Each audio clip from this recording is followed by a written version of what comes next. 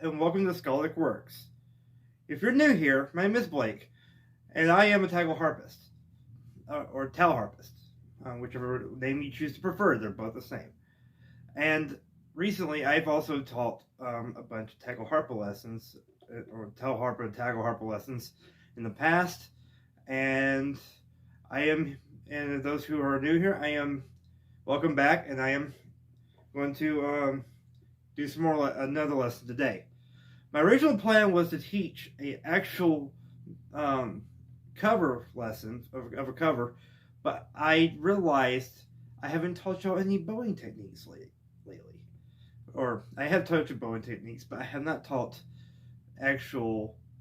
discussed the different types of notation, kind of like the difference. For instance, like I haven't taught you how to slur the bow. I haven't taught you how to emphasize or how to basically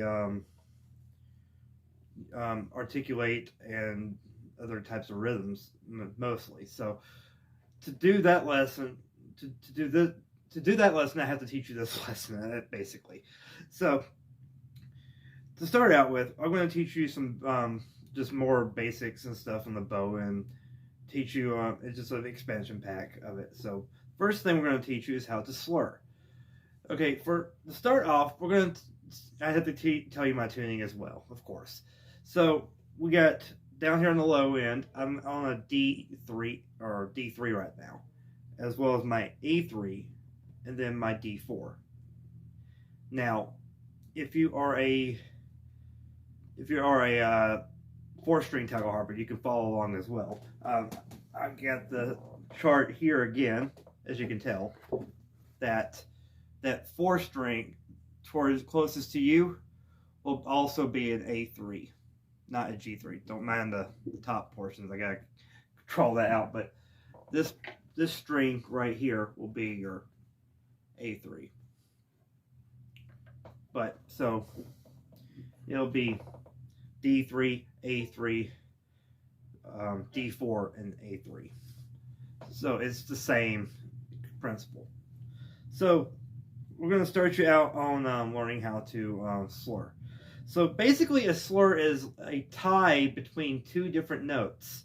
And pretty much that is like, if it's more common, you can hear it in like bow instruments or brass or wind instruments, where they can do instead of articulating each note like they would like in brass instruments, they'll use their mouth to control the airflow. They'll let one single continued airflow to change from one pitch to another.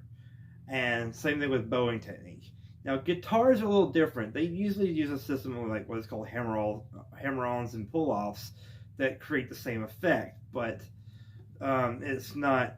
it's very difficult to do it with something that has mostly like plucking like this. If you get the bow caught onto your fine tuners, but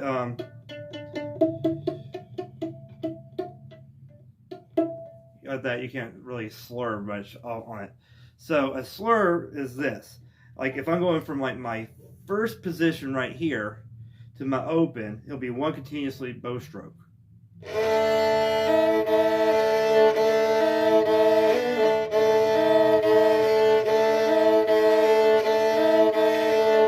So basically I am changing from one bow stroke up and then going down.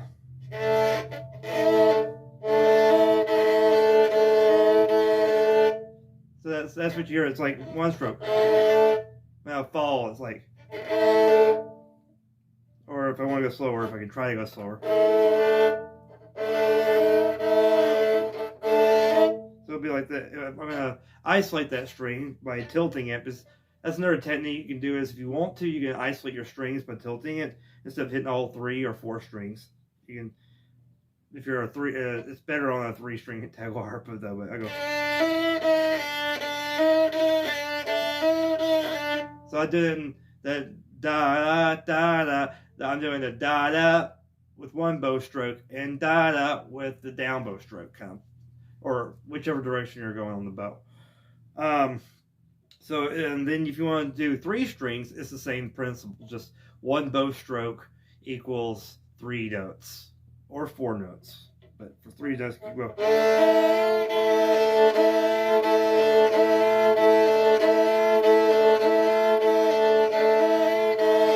Or, I messed that one up. But, see, I go.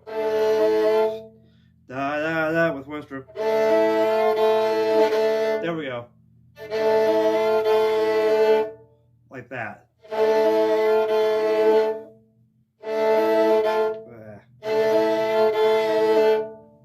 And even I can mess up. Again, I am not an authority or an expert at this to teach this, but I just thought I'd give y'all some help and some advice on that. But you can do that, and you can even change from. You don't have to go like you don't have to go up 1 half note or a full note. You can go up 2 notes or 2 full notes or 1.5 notes or 3.5 notes, wherever you want, wherever your reach is, like this.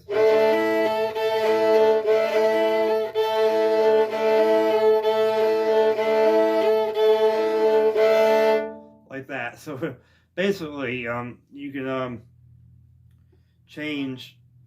It's just basically a tie between 2 notes, which a tie is two connected notes of the same pitch, the exact same pitch. Which, I am no music theory. I'm not big on music theory. I'm not going to teach that far in here. So if you want to look at music theory and stuff, go check out other videos about music theory. Also check out different try violin bowing techniques. Look at violin bowing videos. That could help you as well. But it's all you're doing is playing it to a different handheld position. So that's basically. But then the next, but again, you just go.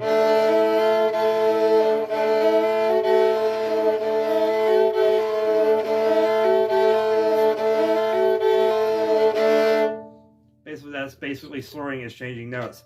Now I went from 0 open, 1, 2, 3 close together, with your fingers close together. Again, I'm now using my the flat technique that I mentioned earlier in one of my videos instead of my tips, because I've been trying to work on that because it seems to be, it works just as fine with me, and so I switched to that. So if you're wondering why, that's the reason why. Now the other one is I'm going to teach you how to emphasize your bow on each bow stroke. Like when I go like, no, that's not wild.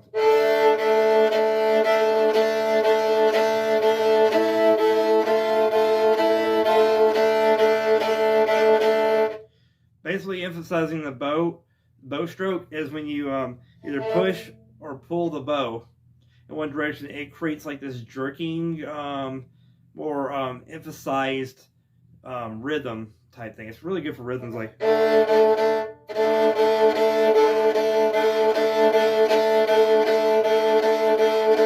a really hard staccato on that.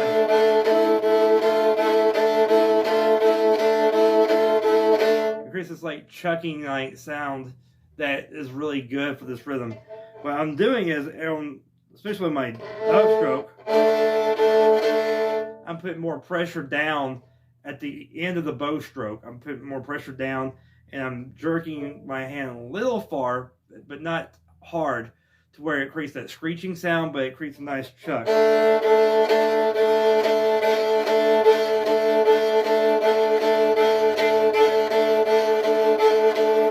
And you see how my bow is moving, like it's got this like nice staccato like rhythm.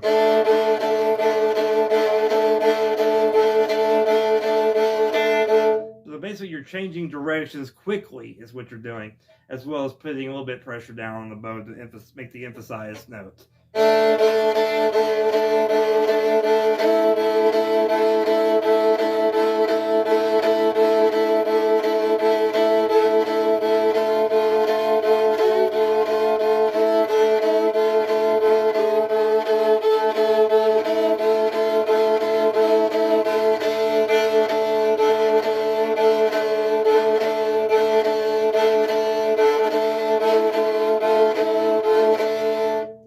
That's another cool little trick for bowing is and it makes your rhythm sounds a little bit. It changes the mood and dynamic of the song when you can do both stuff like that and add more emphasis to your the ending of each stroke.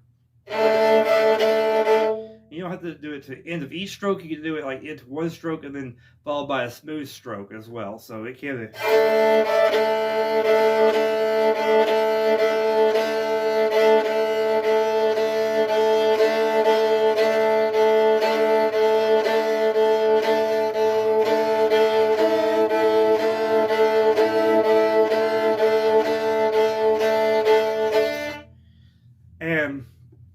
And that's a good way to do it. Now, again, you put pressure on the bow a little bit more pressure on the bow, and come to either a hard stop or like an emphasis like jerky motion of your hand. Like you jerk it when you change directions.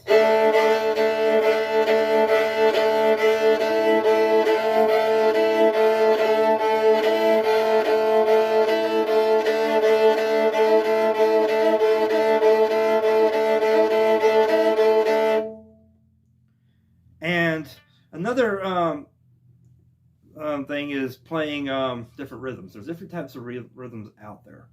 For once, there's half notes, which can go like this. 1 and 2 and 3 and 4 and then you got like shuffle bowing techniques is like a 1 and a, which is a 1 and I think it's a 1. A half note and I think it's a 16th. I can't remember. You can correct me on this if you want to. But the shuffle bowing is a 1 and a. So basically 1 and a 2 and a 3 and a 4 and a, basically like that. That's the shuffle bow. It's 1 and a 2 and a 1 and 2 1. That's another rhythm there. I can't remember exactly. But look at different rhythm and bowing rhythms online, especially with violins and cellos and stuff, can also help you as well. Again, bowing is applied across all boards. Just the technique of holding the bow is different for each one. So the way it's done. And now, a good exercise I can probably give you is try using your first 2 fingers here and the open string to make slurs and emphasis notes.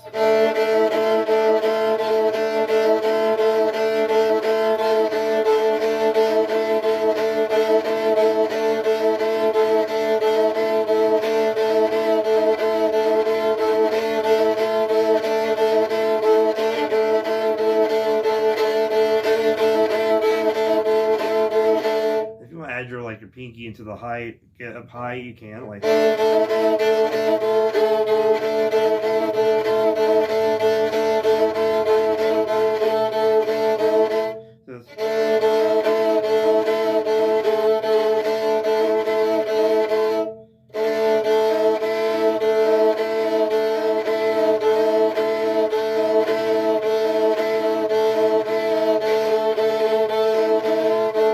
Something like that. But yeah, you would just go slowly with your hands and then try to speed up as you go. And then you'll be able, as you practice those 2 techniques, it will fall in line to sound like I'm doing.